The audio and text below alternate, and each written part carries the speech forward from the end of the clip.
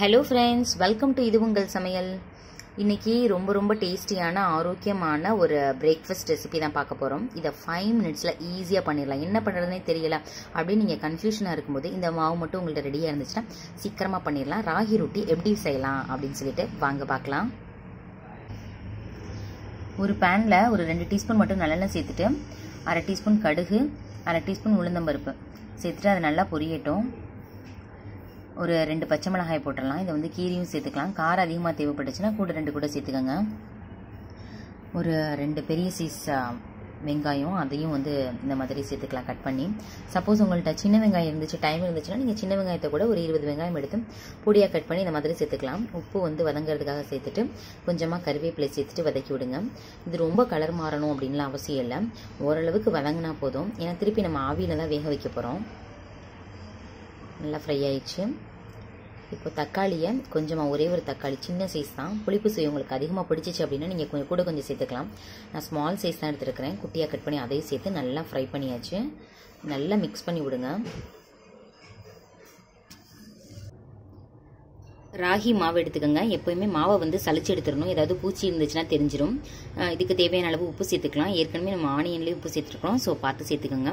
இப்போ நம்ம வதக்கி வச்சிருக்கோம் இல்லையா, அதை எல்லாத்தையுமே இதில் சேர்த்துடலாம். சேர்த்துட்டு உப்பு இது எல்லா சைடும் போகிற மாதிரி நல்லா மிக்ஸ் பண்ணிவிட்டு இதுக்கு தேவையான அளவு தண்ணி சேர்த்துக்கலாம். இது வந்து தோசை பதத்துக்கு வரணும்னு அவசியம் இல்லை, அதே மாதிரி சப்பாத்தி மாதிரி ரொம்ப கெட்டியாகவும் இருக்கக்கூடாது. ஸோ நான் காமிக்கிறேன் எந்த கன்சிஸ்டன்சின்னா. நல்லா மிக்ஸ் பண்ணி விடுங்க. இது மாதிரி இருக்கக்கூடாது, இன்னும் கொஞ்சம் தண்ணி சேர்த்துக்கலாம். அப்போ தான் நல்லாயிருக்கும். ரொட்டி நல்லா மெதுவாக சாஃப்டாக வரும். ஓகே, இதெல்லாம் மிக்ஸ் பண்ணிவிட்டு இப்போ நம்ம தோசைக்கல்ல ஒன்றா சுட ஆரம்பிச்சிடலாம். இந்த கன்சிஸ்டன்சிக்கு நீங்களும் கரைச்சி வச்சுக்கோங்க.